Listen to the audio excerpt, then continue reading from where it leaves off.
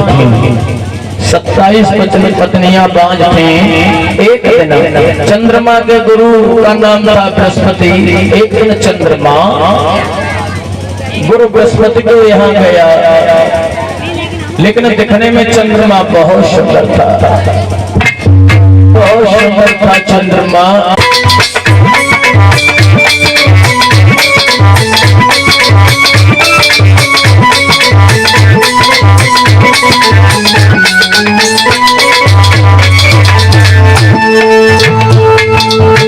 तारा ने जब चंद्रमा को देखा है तो सोचने लगी कहाँ मैं और कहाँ मेरे पति। बोली अरे मैं गोरी पति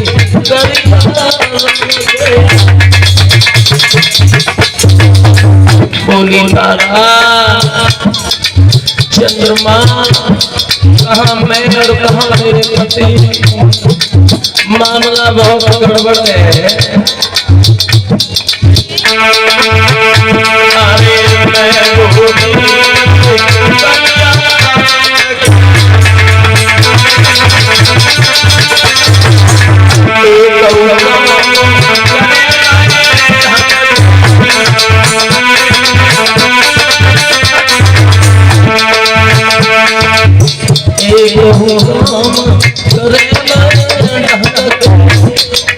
बोली तारा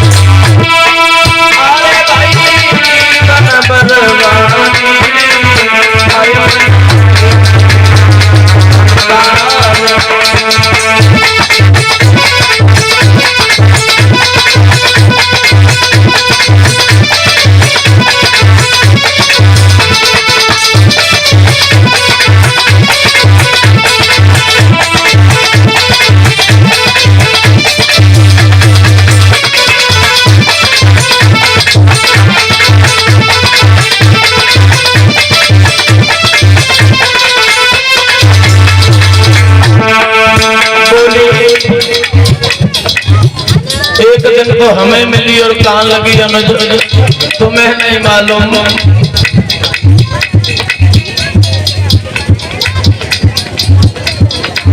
हमारे जो पिया हैं उनसे हमारा मेल नहीं मिलता।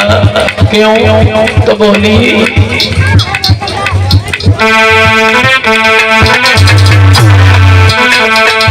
कहो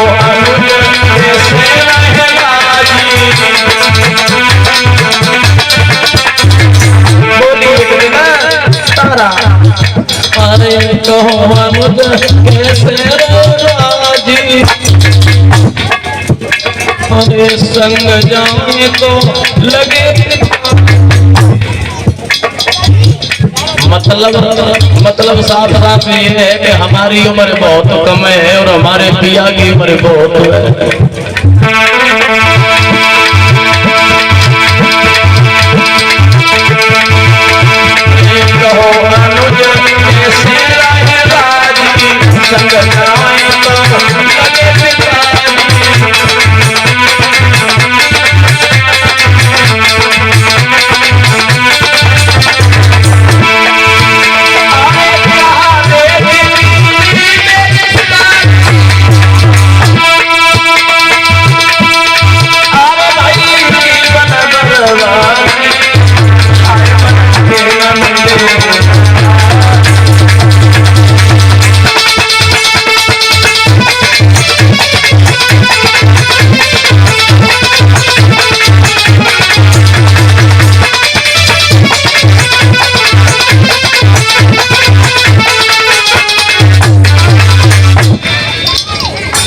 तारा कहने लगी है चंद्रमा हमें तुमसे प्यार हो गया है।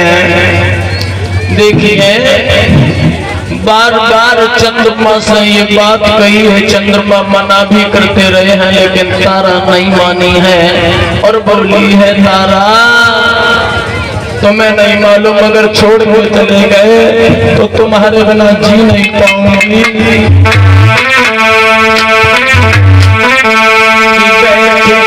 गम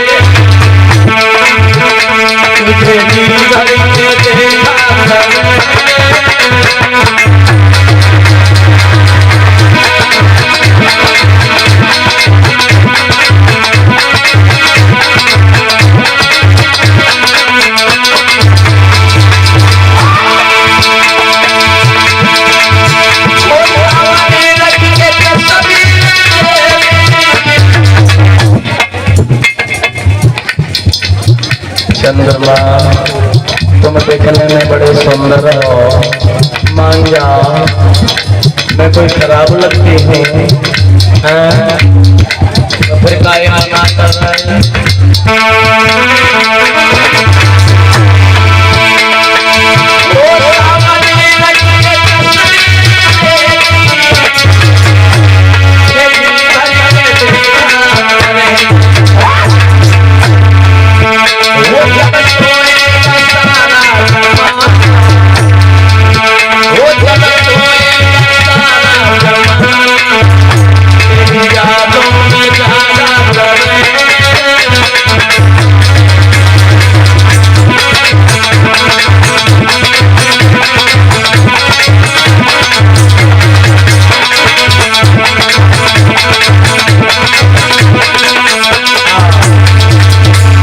कहा है चंद्रमा तुम मेरे साथ सगाई कर लो। चंद्रमा कहने लगा है तारा पागल ना बनो, तुम मेरे गुरुदेव की पत्नी हो, तुम मेरी गुरु की माता लगती हो, मेरे साथ सगाई करने की इच्छा ना करो। उसी समय तारा कहने लगी है चंद्रमा तुम्हारे बिना नहीं जी पाऊंगी, मैं मर जाऊंगी। और बोली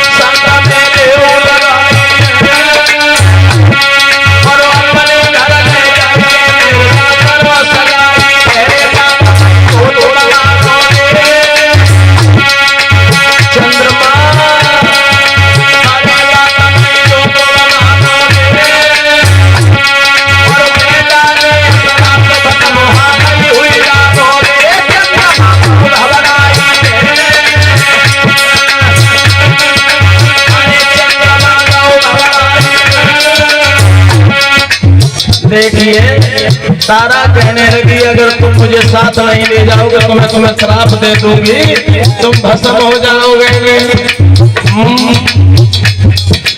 अरे बात नहीं जो तुम मानोगे, अरे बेटा श्राप भस्म हो जाओ। अरे चंद्रमा और गुरुपति तारा को संग में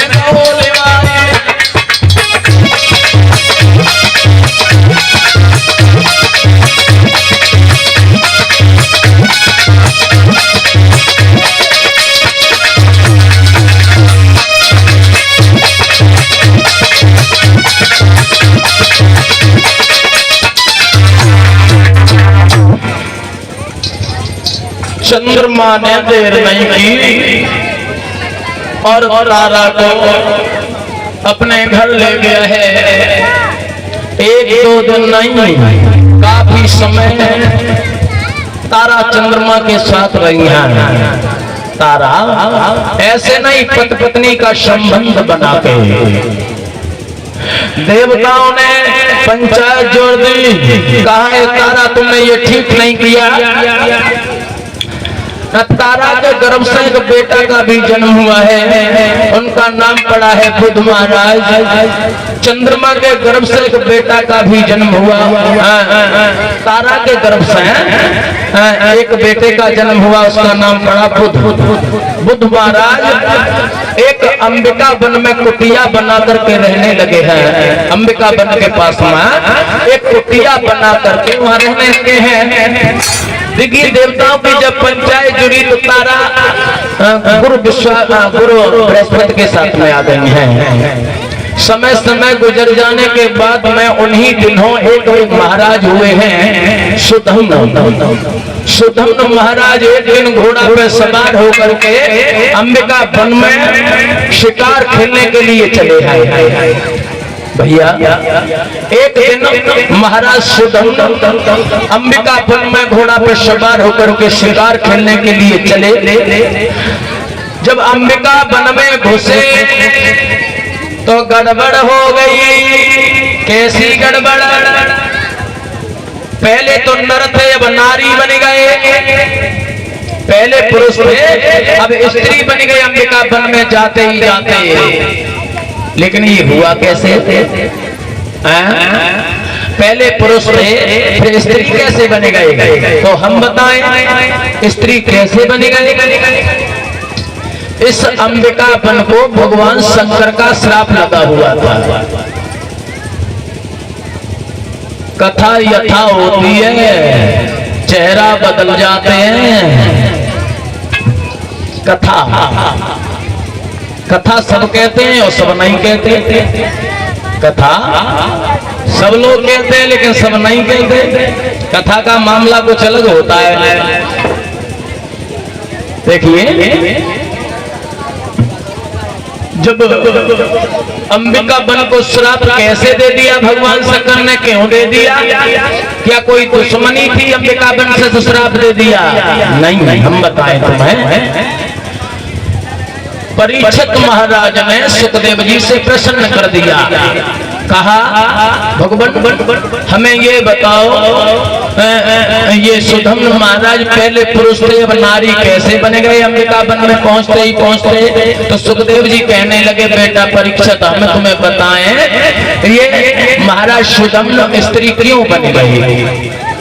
एक बार भगवान शंकर और पार्वती विहार करने के लिए आए। जब विहार करने के लिए आए, विहार कर रहे थे, उसी समय संत महात्माओं ने देख लिया। ये पार्वती को अच्छा नहीं लगा। पार्वती कुछ थोड़ी शर्माने लगी हैं। तो भगवान शंकर समझ गए, हमें लगता है पार्वती शर्मा रही है। चिंता न करो पार्वती, हम इस वन को श्राप दिए दे रहे हैं, जो इसमें पुरुष आएगा वो स्त्री बन जाएगा। तो इसलिए ये महाराज सुधम्न स्त्री बन गई हैं। महाराज सुधम्न सोचने लगे जो लोग हमसे भैया कहते थे अब भाभी कहेंगे, अब घर कैसे पहुंचेंगे भाई? जो लोग हमें भैया कहते थे वो भाभी।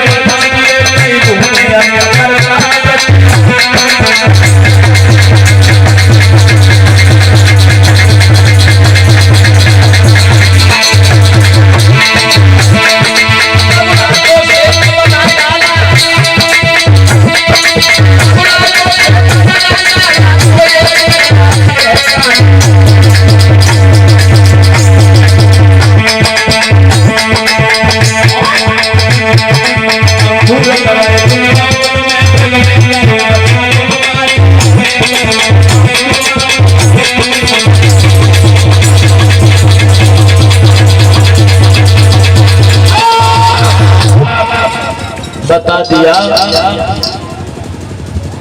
कि तेरे किसी वृक्ष पे फल लटके लगे, मेरा इस दुनिया में कोई नहीं है। बुद्ध महाराज कहने लगे तुम्हारा भी कोई नहीं है और हमारी कुटिया पे भी कोई रोटी बनाना।